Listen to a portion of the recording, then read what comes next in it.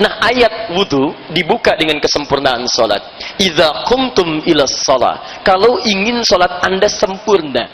Kata para pakar tafsir, ayat ini terkesan memberikan isyarat bahwa, maaf, wudu atau kesempurnaan wudu terkorelasikan dengan kesempurnaan salat. Artinya orang yang tidak sempurna wudunya, maka bisa dipastikan salatnya pun tidak akan sempurna. Jelas ya? Baik. Dari mana Ustaz tahu keterangannya? Tafsir dari Nabi sallallahu alaihi wasallam di hadis riwayat Al-Bukhari nomor hadis 744, di hadis Muslim nomor hadis 397, keterangan di kitab Subulus Salam jilid yang kedua halaman 31. Hadisnya dikisahkan oleh sahabat Abu Hurairah radhiyallahu taala anhu, kisahnya dialami oleh seorang bernama Khalad bin Rafi' Az-Zuraiqi. Demikian kisahnya. Qala, sahabat menyampaikan, bima makna, ja'a rajulun ila Nabi sallallahu alaihi wasallam. Datang seorang lelaki kepada Nabi sallallahu alaihi wasallam. Namanya Khalad bin Rafi' Az-Zuraiqi. Fadakhala ila al-Masjid Nabawi. Dia masuk ke Masjid Nabi. Fasalla bi janbin Nabi sallallahu alaihi wasallam. Maka dia salat di samping Nabi sallallahu alaihi wasallam. Ilustrasinya demikian. Wan nabiyyu fi nahiyatin ukhra min al-masjid. Dan Nabi di sisi lain di masjid. Jadi ini orangnya salat, ini Nabi posisi di sini. Falamma sallama yaminan wa shamala, tatkala selesai salatnya, dia salam ke kanan dan ke kiri. Thumma atan nabiyya sallallahu alaihi wasallam, dia mendatangi Nabi sallallahu alaihi wasallam. Faqala assalamu alayka ya Rasulullah, dia berkata assalamu alayka ya Rasulullah. Faqala lahu Rasulullah sallallahu alaihi wasallam, maka menjawab kepadanya Rasulullah sallallahu alaihi wasallam, wa alaikassalam wa rahmatullah. Wa alaikassalam wa rahmatullah, irji' salli fa innaka lam tusalli. Silahkan Anda salat lagi karena Anda belum salat. Padahal sudah salam. Fa'ada salatahu 3 maratin, maka dia mengulang salatnya sampai 3 kali. Faqala lahu an-nabiy sallallahu alaihi wasallam mithla ma kana. Namun Nabi tetap mengulang kalimat serupa. Anda salat lagi karena Anda belum salat. Anda bisa bayangkan, sudah 3 kali salat. Orang ini sahabat, salat dekat Nabi di masjid Nabi. Kata Nabi setelah salam, Anda belum salat. Faqala, maka dia berkata, ya Rasulullah, ma uhsinu ghairah. Ya Rasulullah, saya nggak bisa lebih baik lagi daripada yang tadi. Alimni, tolong ajarkan saya. Nah, ketika Nabi mendengar kalimat itu, maka beliau kemudian bersabda, faqala idza qumta ila shalah, kalau salat kamu ingin sempurna. Lihat ibu bapak sekalian, kalau tidak penting masalah ini, mustahil Nabi meminta mengulang. Kalau sholat kamu ingin sempurna, asbighul wudu, mulai dengan menyempurnakan wudu dulu. Begini caranya, diajarkan dari awal sampai akhirnya. Thumma istaqbilul qiblah, baru menghadap ke arah kiblat. Begini caranya. Fakabbir, kemudian bertakbir. Begini caranya sampai dengan salamnya. Nah, kata para ahli hadis, kalau hadis ini langsung memulai kepada salatnya, misal kata Nabi, idza qumta ila shalat istaqbilul qiblah. Kalau ingin sempurna salatnya, langsung menghadap kiblat. Kalau kalimat hadisnya menunjuk pada salatnya langsung, ini menunjukkan wudunya sudah sempurna. Tapi ketika kalimat arahan Nabi dimulai dengan sempurnakan wudu, begini caranya, kata para ahli hadis, orang ini sudah punya masalah sejak wudunya. Kalau wudunya tidak punya masalah, mustahil Nabi menyinggung wudunya. Dan kata para ahli fiqih, ini menunjukkan wudu akan berdampak pada benar tidak salatnya. Bapak ibu pulang ke rumah, lihat anaknya bagaimana saat berwudu. Kalau wudunya sudah keliru, pasti salatnya akan berantakan. Saya mohon sebesar-besarnya, kalau Anda bisa mengajarkan yang benar, jangan ajarkan yang salah, Pak. Kasihan. Maka dia akan tumbuh dengan cara yang keliru. Nah, sekarang bagaimana cara wudu yang benar? Ini yang coba kita turunkan dari ayat Al-Quran plus keterangan Nabinya. Saya agak sedikit percepat. Saya mohon izin dulu. Boleh saya lengkapi dulu? Alhamdulillah. Fokus teman-teman sekalian. 1. Aturan pertama. Ada 4 pokok. Ini kita masih di sini. Ada 4 pokok yang diprioritaskan untuk dibasuh dalam wudu. Ada 4. Perhatikan baik-baik. 4 pokok ini sifatnya wajib. Bila Anda memiliki air yang sangat terbatas, tidak terlampau banyak, di perjalanan tidak menemukan air yang cukup banyak, ukurannya hanya segelas ini misalnya, baik, dan Anda cukup untuk minum pada misalnya jatah air yang lain, atau misalnya ada gelas-gelas air untuk yang lain untuk minum. Ada sebagian bisa digunakan untuk wudhu, cuma segini volume airnya. Fokus. Maka jika masih ada air bisa digunakan, cukup membasuh yang 4 ini, maka jangan dahulukan tayamum. Dahulukan yang 4 ini dulu. Jelas ya? Maka dahulukan yang 4 ini dulu sebelum kita memilih untuk tayamum. Tayamum itu babnya belakangan. Sepanjang airnya masih bisa digunakan, cukup untuk yang 4, maka ini dahulukan. Apa yang 4 itu? 1. Taghsilu wujuhakum. Wajah. Satu-satu. Saya langsung praktekkan. Perhatikan sini. Yang disebut wajah itu adalah tampak depan dari kepala, mulai dari kening ini turun ke bawah ini, termasuk mata, sela-sela ini, fokus, sampai ke dagu sini bawah. Dan mohon maaf sebentar, ikhwan laki-laki teman-teman yang ada jenggotnya, termasuk dengan menyelai-nyelai jenggotnya. Maaf sedikit aja, sedikit saya tekankan, hukum jenggot itu sunnahnya memelihara, bukan menumbuhkan. Jadi kalau teman-teman ada jenggot, rawat dengan baik, yang rapi, merapikannya. Tapi kalau belum ada jenggot atau tidak punya jenggot, tidak usah maksa. Ya gak usah beli timun, beli arang, gosok-gosok, tidak. Ini sedang apa mas? Sunnah. Bukan. Sunnah itu merawat, ya, merapikan. Baik. Dan area bawah di sini, masuk di bawah telinga di sini. Ya, bagian dari dagu yang paling bawah. Nah, sekarang perhatikan baik-baik. Saya mau simpan mic ini supaya mudah mempraktekkan dengan kedua telapak tangan. Fokus baik-baik. Dengar suara saya? Ya. Terdengar? Ya. Baik. Sekarang lihat baik-baik ya. Perhatikan. Sebentar. Bahasa Al-Qur'annya pertama untuk membasuh wajah menggunakan kata ghassala. Perhatikan baik-baik. Faghsilu pakai ghassala. Ini untuk wajah menggunakan ghassala. Ghassala itu mengambil airnya dan dibasuhkan ke tempat yang akan dibasuh, ditumpahkan ke tempat yang akan dibasuh. Contoh, kita mohon izin misalnya, saya ilustrasikan mengambil air langsung dari keran misalnya. Saya minta bantuan. Bisa, izin Pak, sebelah sini saja. Ini misalnya kerannya, ya, begini. Ini alhamdulillah kalau kerannya agak tinggi ya. Kalau kerannya agak rendah, kita turunkan.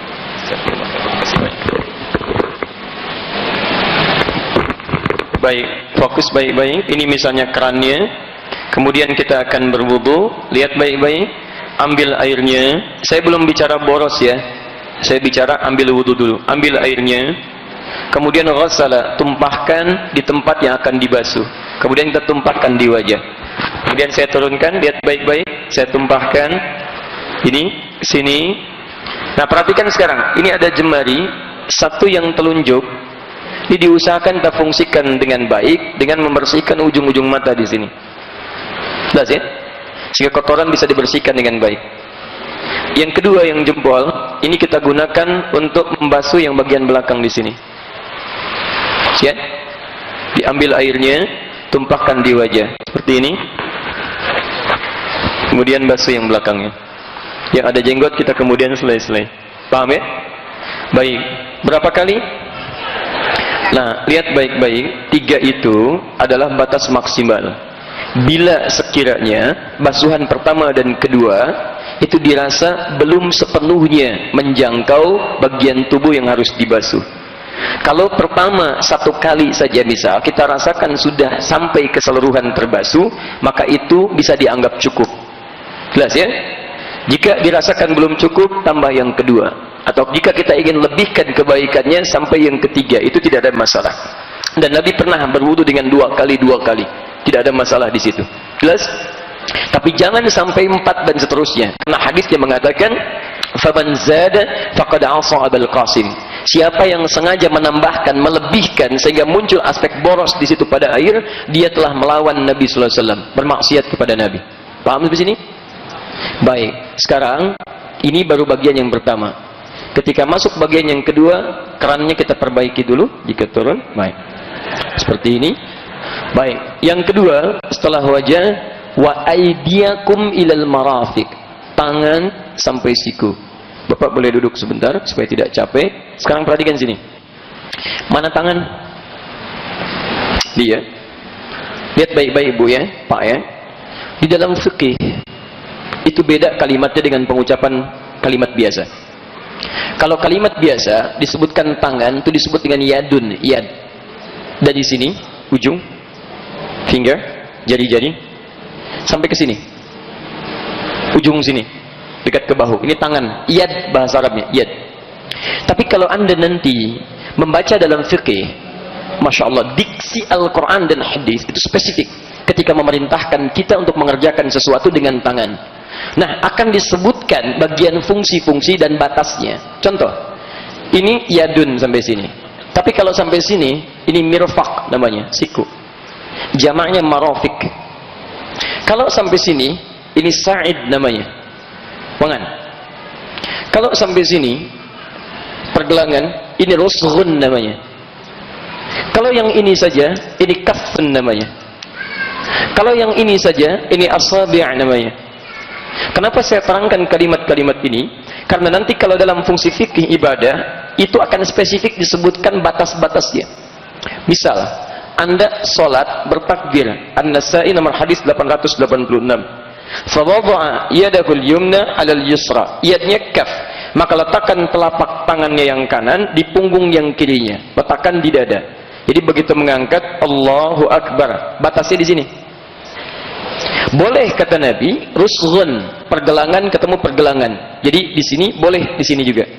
Pergelangan kanan bertemu pergelangan kiri di sini.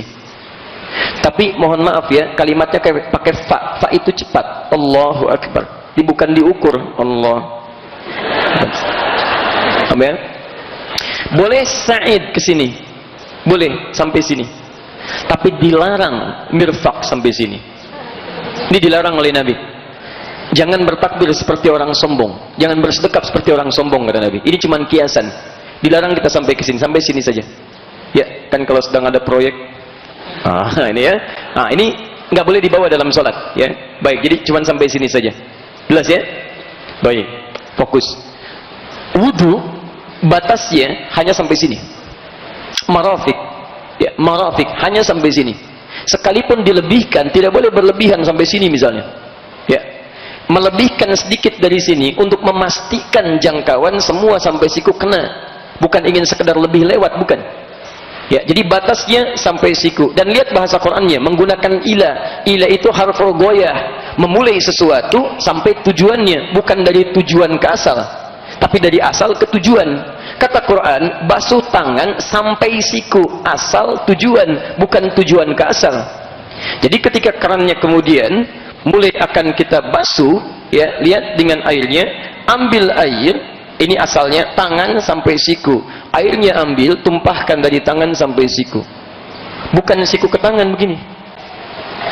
Jadi bukan kerannya dibuka, sikunya dibeginikan. Ya, kalau aspek fikih yang benarnya itu diambil dari sini sampai ke sini.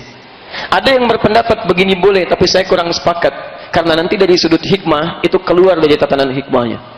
Dia yang paling baik, ambil dari ujung sini, tumpahkan ke sini, kemudian alirkan lagi ke bawah. Paham? Kanan selesai, kemudian kiri. 3. Ini yang dahsyat. Masuk yang ketiga, berubah dari kata ghasala menggunakan masah. 2. Sampai siku. 3. Wamsahu, ini masah. Usap. Biru'usikum, kepala. Fokus. Lihat baik-baik. Yang ketiga, ru'us, jama' dari kata ra'sun, artinya kepala. Jadi bukan rambut. Ingat, kepala bukan rambut. Di sini keadilan Allah. Kalau yang disebutkan rambutnya, maka akan kesulitan bagi orang yang belum punya rambut. Masalah. Dan yang kedua, orang yang wudunya cuma mengusap rambutnya, maka wudunya dipandang tidak sah. Hati-hati teman-teman, ya, yang muda-muda ini banyak terlihat sudah rapi, bagus, pakai minyak juga rambutnya itu kan. Begitu wudu takut tumpah lagi atau acak-acakan lagi, cuma takut di sini gitu kan.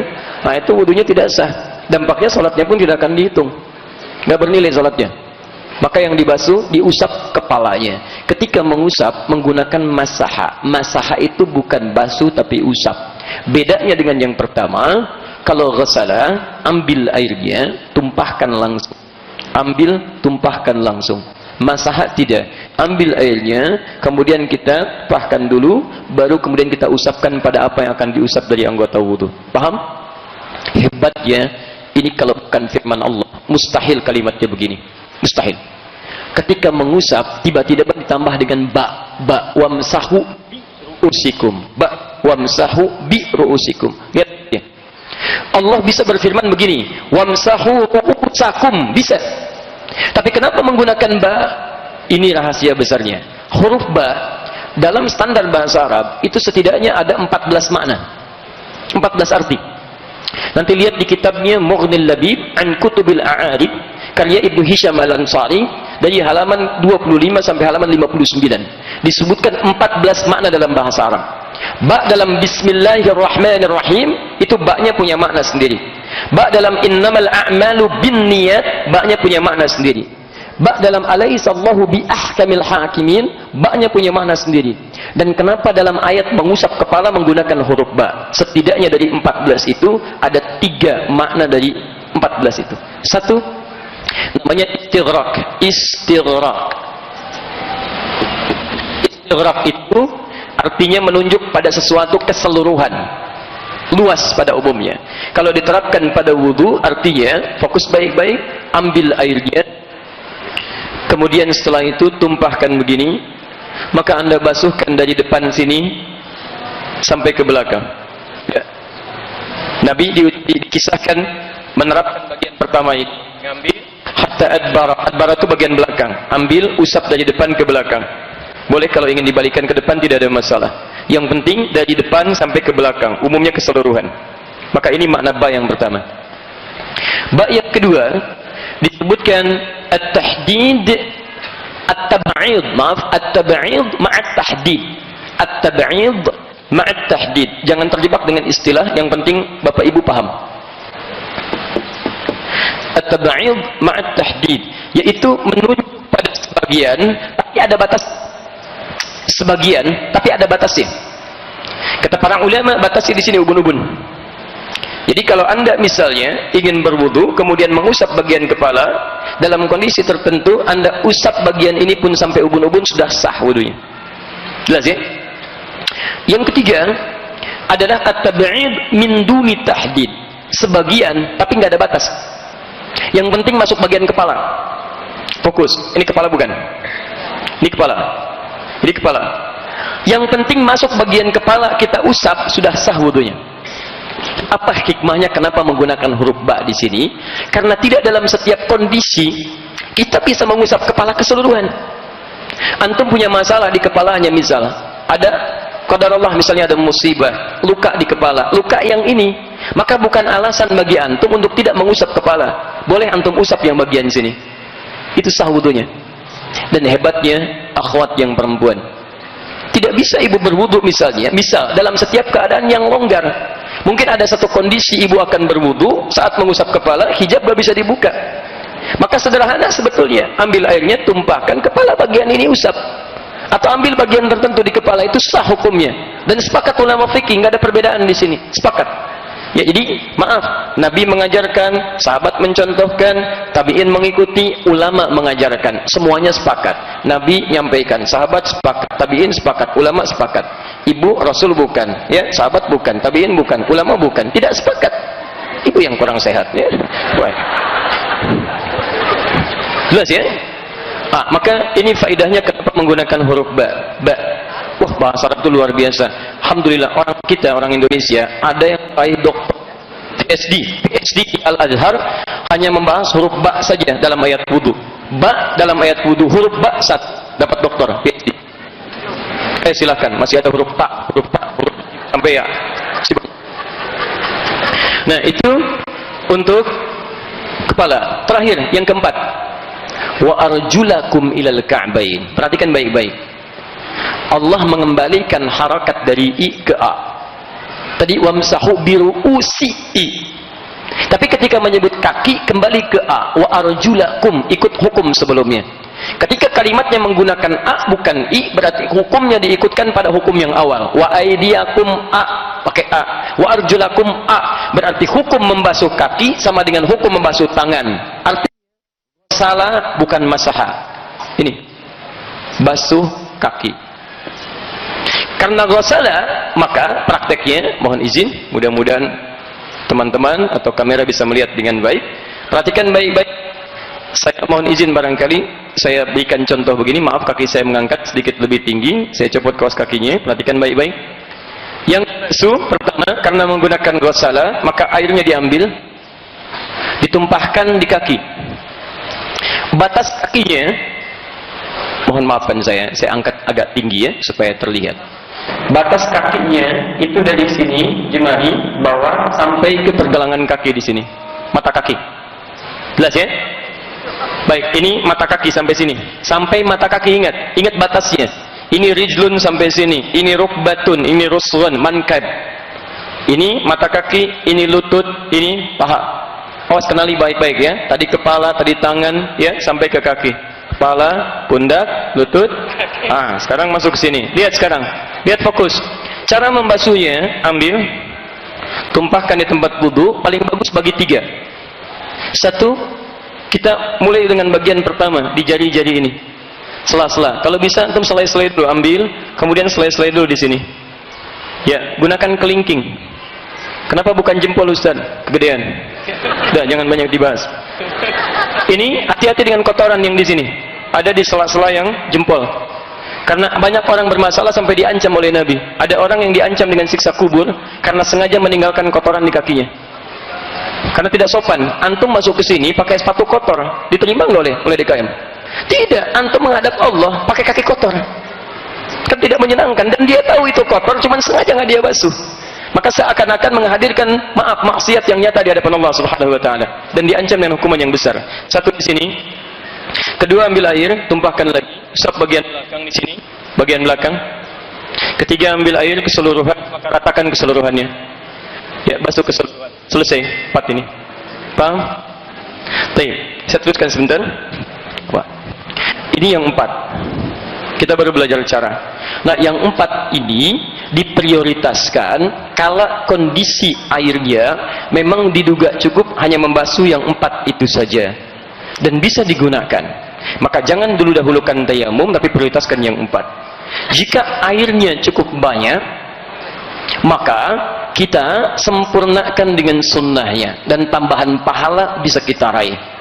Apa diantara sunnahnya? Pertama, mulai ya dengan kita berniat membaca bismillah, kemudian kita menyela-nyela tangan, ambil air ya, kita basuhkan dulu, sunnah pertama. Kedua, selesai kita kumur-kumur. Di antara kumur-kumur ini boleh kita sambil menyikat bagian gigi, membersihkan ya. Laula an asyqa ala ummati, kata Nabi, kalau saya tidak bermaksud memberatkan kepada umatku, la amartuhum bisiwak 'inda kulli salati, aku akan perintahkan mereka menyikat giginya sebelum mereka salat. Sebelum mereka salat atau saat mereka salat. Ada yang menafsirkan sebelum salat gosok-gosok begini, ada yang menafsirkan saat wudu dia bersihkan, supaya sisa makanan yang menyelip di gigi itu bisa dihilangkan dengan cara digosok-gosok itu. Bisa menggunakan sikat gigi atau mungkin bagian dari jemari seperti ini. Paham ya? Baik, jadi ambil, kumur-kumur, nah kemudian tumpahkan. Sunnah dari berkumur-kumur ini adalah yang kedua, menghirup ke hidung, istinsyak namanya. Hirup sebagian airnya ke hidung, kemudian kita istinsyar, keluarkan kotorannya ya dari daerah hidung. Saya ulang, sunnah pertama ini basuh tangan, kedua kumur-kumur, ketiga hirup sebagian, istinsyak, keempat keluarkan, istinsyar.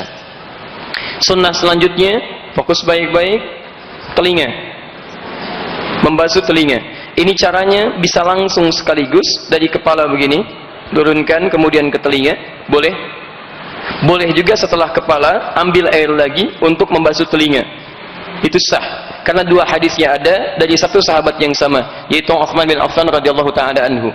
Posisinya ada di sini. Hadis Muslim, hadis 246. Ya, boleh sampai di sini. Kemudian ke ujung kaki sudah selesai, kerjakan dengan tertib. Sunnah selanjutnya baru ditutup dengan doa. Dan di sini saya akan berhenti sejenak. doa ini sunnah juga dalam wudu, diakhiri dengan doa. Pertanyaan saya, apa doanya? Doanya disebutkan di sini, hadis Muslim hadis 244, juga ada di silsilah hadis as-sahihah karya Syekh Muhammad Nasruddin Al-Albani nomor hadis 6048. Saya bacakan doanya. Asyhadu an la ilaha illallah wa asyhadu anna Muhammadan Rasulullah. Teruskan, belum selesai. Allahumma ij'alni minat tawwabin waj'alni minal tahan sebentar. Perhatikan pertanyaan saya. Kita sering membaca doa ini, paham nggak dengan artinya? Sekarang perhatikan esensinya. Saya bacakan artinya. Allahumma ij'alni, ya Allah, mohon ya Allah, jadikan aku minat tawwabin, termasuk orang tobat. Anda kan baru wudu, kenapa doanya doa tobat? Kan yang kita kerjakan wudu. Kenapa saat baca doa, doanya selesai tobat? Ini yang saya maksudkan dengan taharah. Makanya Nabi menyebut dengan taharah. Bukankah tobat itu mengakui dosa yang pernah dilakukan, menyesalinya, dan berjanji akan meninggalkannya? Di orang wudu itu sebetulnya dia sedang bertobat dengan seluruh anggota tubuhnya. Makanya silahkan cek kenapa hikmahnya yang dibasuh dalam wudu itu umumnya anggota tubuh yang sering kita gunakan beraktivitas. Wajah dengan mata menatap, lisannya berbicara, kumur-kumur. Lihat tangan ini yang menyentuh, megang macam-macam, dari ujung jemari sampai ke sini, gerak.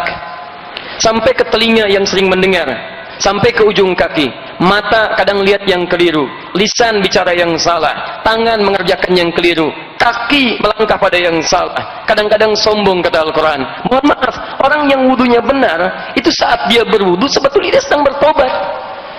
Jadi begitu Anda misal berkumur-kumur, itu bukan sekedar mengeluarkan kotoran fisik yang ada di lisan. Tapi kata Nabi, saat benar-benar dia, hadis Muslim hadis 246, saat benar-benar dia mengeluarkan air di mulutnya, bersama itu jatuhlah kotoran dosa-dosa. Di Anda saat berkumur-kumur itu, coba ingat-ingat, ini salah apa lisan kita? Barangkali kita merasa baik, tapi orang lain menilai kita itu sering salah dengan lisan kita. Bicara yang tidak menyenangkan, sering mencela orang lain, kadang-kadang gibah, bicara yang tidak elok dalam kehidupan. Ini kan aneh, aku minimal 5 kali wudu. Kalau sekali wudu masih salah, barangkali agak wajar. Tapi kalau 5 kali dibasuh masih kotor juga, perlu berapa kali dibasuh lagi? Saya basuh tangan sekali, masih kotor, wajar lah, gak kesentuh. 2 kali, masih kotor. 3 kali, agak kurang wajar. 5 kali dibasuh, masih kotor juga. Antum butuh berapa basuhan lagi? Seharusnya orang yang berkumur minimal 5 kali dalam sehari, itu bersih lisannya. Selesai.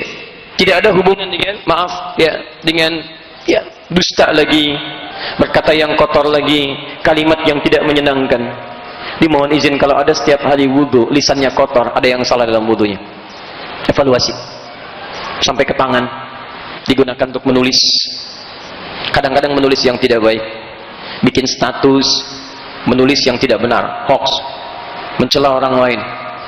Atau Anda yang tanda tangan proyek yang tidak jelas, katanya wudu, bahkan baru wudu lagi. Masya Allah, Pak, ini ada proyek, Masya Allah, nilainya miliaran, tapi sifatnya haram.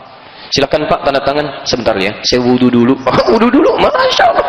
Habis wudu baru tanda tangan. Mustahil. Tangan yang dipakai taat, mustahil dipakai maksiat. Mustahil.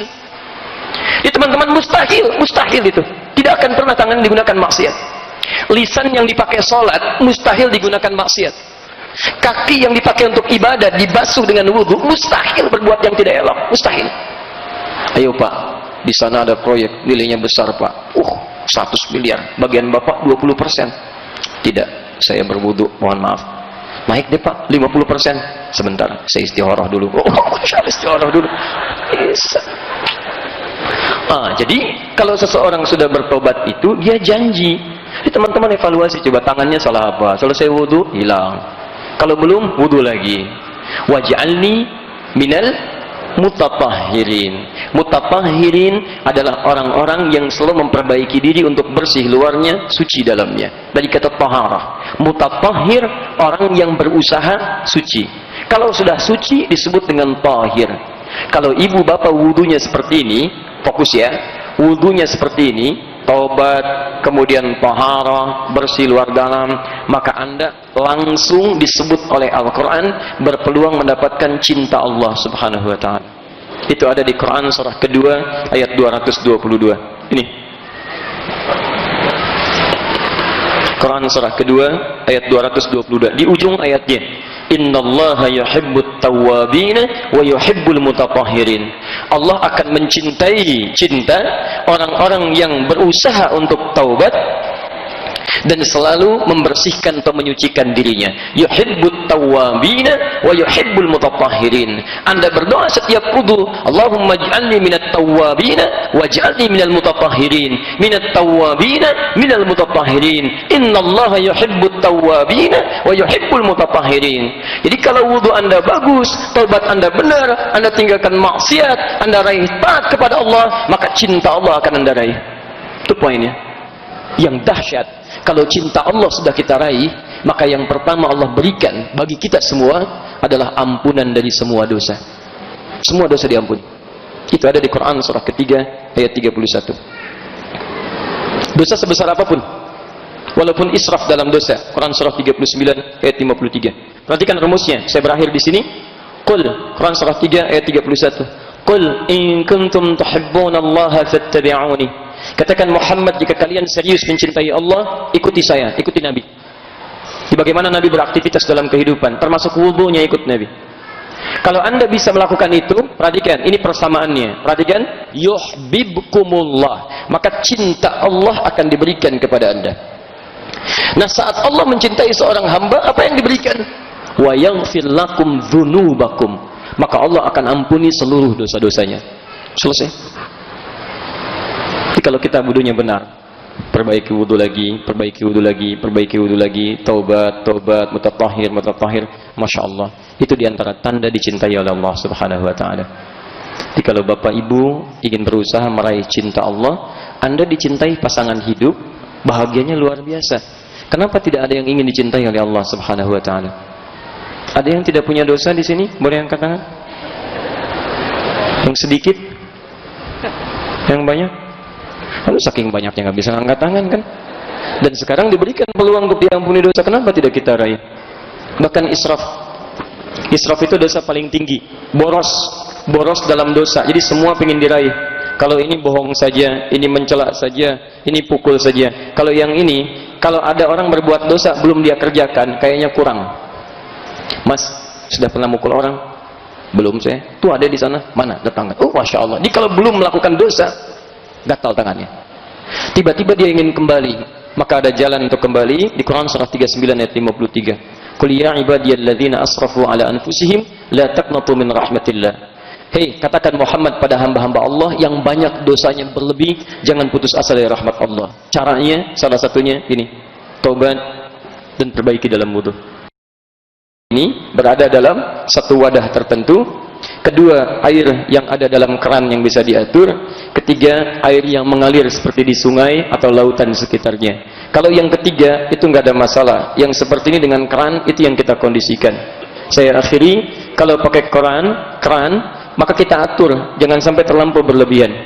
Ya, saya biasanya seperti ini. Biasanya, kalau ada keran, nah ini biasanya, kalau tidak dikecilkan, maka kita ambil dulu. Kemudian setelah kita ambil ya air secukupnya, lalu setelah itu kita coba matikan. Jadi kita ambil begini, kita matikan, kemudian kita basuh. Untuk tangan kita ambil dari sini, ini kita matikan. Ya, nah, itu bisa menghemat air dan cukup luar biasa. Ini kalau seperti ini, ya saya ambil contoh yang ini karena lebih mudah konsekuensinya. Jadi seperti ini, ambil airnya begini, tutup, ya, kemudian baru kita basuhkan ke wajah. Ambil lagi airnya, baru kemudian ke tangan sampai siku. Kenapa tadi tidak siku dari tangan, tapi tangan sampai siku yang ini dulu? Karena ini yang sering banyak kita gunakan dalam keseharian. Ini yang banyak dosanya dibandingkan yang ini. Makanya saat Anda basuh dari sini, bayangkan dosa apa yang pernah dikerjakan oleh jemari-jemari kita. Ya, paham ya? Sampai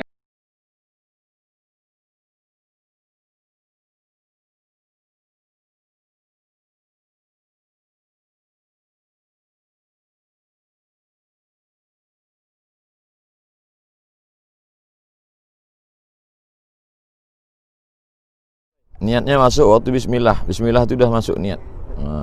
Bismillah. Cuci tangan dulu. Mana tahu ada najis, kotor segala macam. Bersih, dah. Habis itu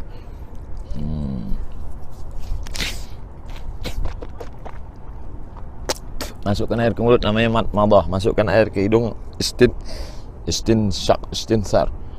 Masukkan. Ada setan masuk ke dalam hidung waktu subuh tidur malam. Lalu kemudian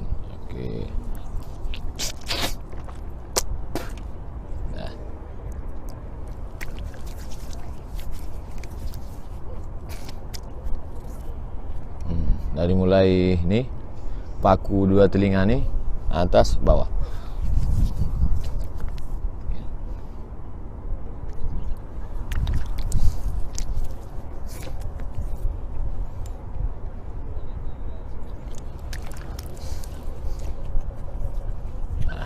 Tangan.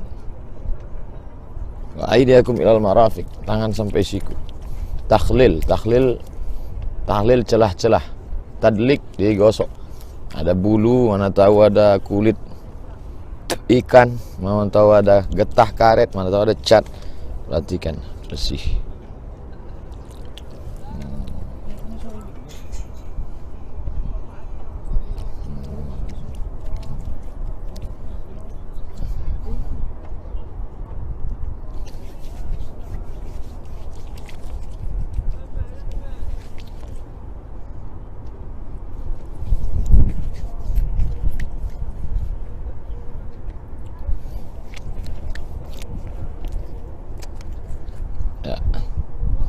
Wamsahu biru'usikum, kepala. Mazhab Syafi'i sikit aja cukup.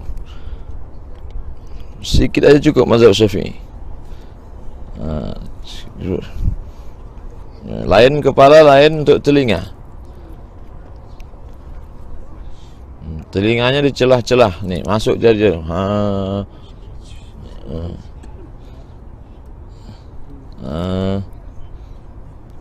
Itu mazhab Syafi'i. Kalau mazhab Maliki nak, mazhab Maliki semua basahkan tangan, basah semua. Ke belakang, maju ke depan, nyambung ke telinga. Sekali saja. Kalau mazhab Maliki, dua-dua cara tu benar. Lalu kemudian kaki. Takhlil masuk celah-celah kaki. Ilal wa arjulakum ilal ka'bain, kaki sampai mata kaki. Kaki sampai mata kaki.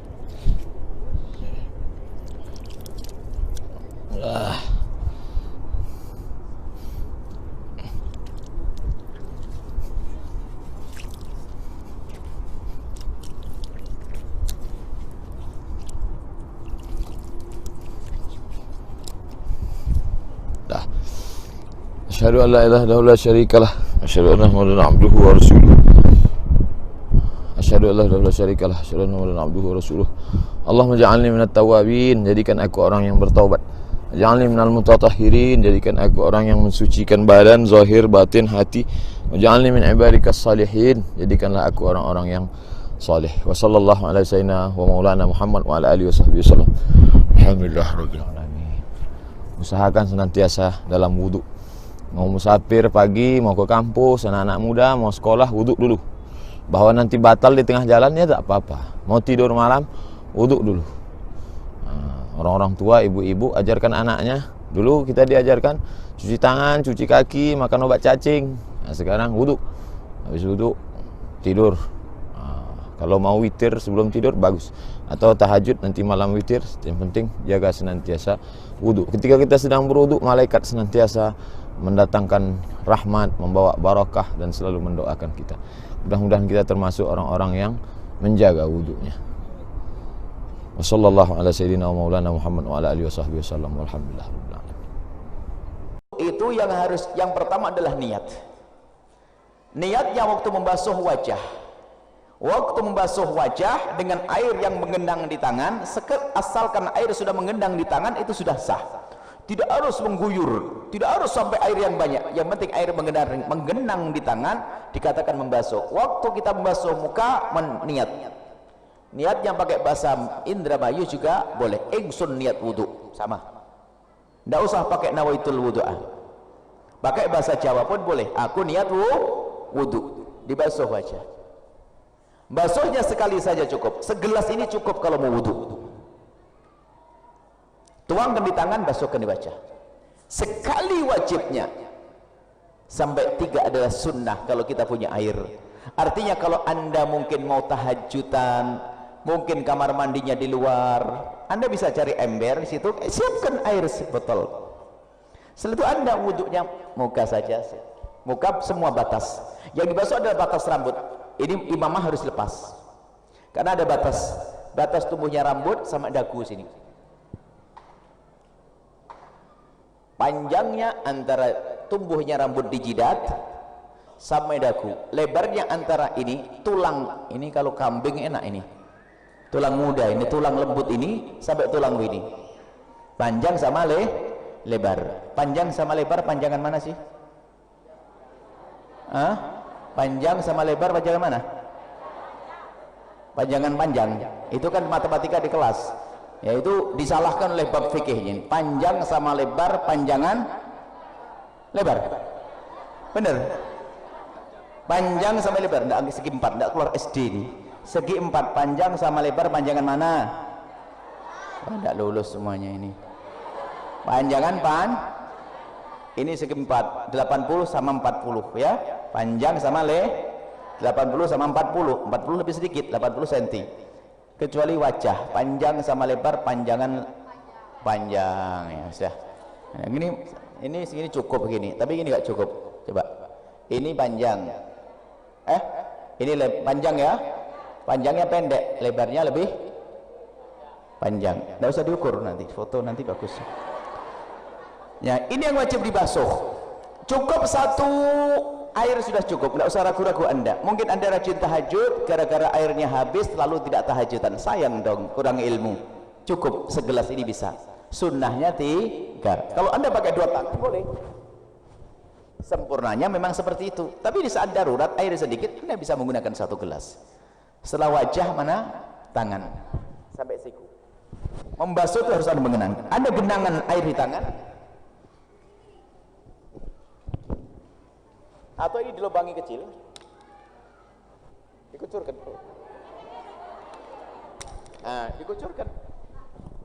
Dikucurkan. Kalau mengucur boleh, setelah mengucur atau begini. Asalkan dari awalnya menggenang. Tapi kalau tidak menggenang, mengusap tidak sah. Harus ada gendangan air, baru setelah itu dialirkan. Biasanya dikucurkan oleh kawannya boleh, atau ada keran kecil tik sudah. Yang penting mengalir, mengucur atau tumpah dari air yang menggenang baru. Setelah tangan diusap kepala. Anda tidak usah ragu, ini ilmu. Tangan pun sekali wajibnya, 3 kali sunnah. Mengusap kepala adalah rambut yang ada di kepala. Rambut kepala yang ada di kepala. Kalau rambut kepala tidak di kepala, nggak sah. Misalnya rambutnya panjang, anda mikir rambut mana? Maksudnya rambutnya panjang, menjulur sampai pinggul seorang wanita. Maka kalau membasuhnya rambut yang sudah di pinggul tidak sah. Harus rambut kepala yang ada di kepala. Misalnya bekak depan belakang nggak penting, misalnya gitu. Sah, biarpun di belakang. Diusap, ini cukup mengusah. Setelah itu apa? Kuping sunnah kuping. Yang keempat adalah kaki sampai mata kaki. Tahu mata kaki? Yakin? Anak kecil tidak ngerti mata kaki. Tahu mata kaki? Ya sudah, mata kaki itu. Jadi sampai mata kaki itu saja yang wajib dibasuh.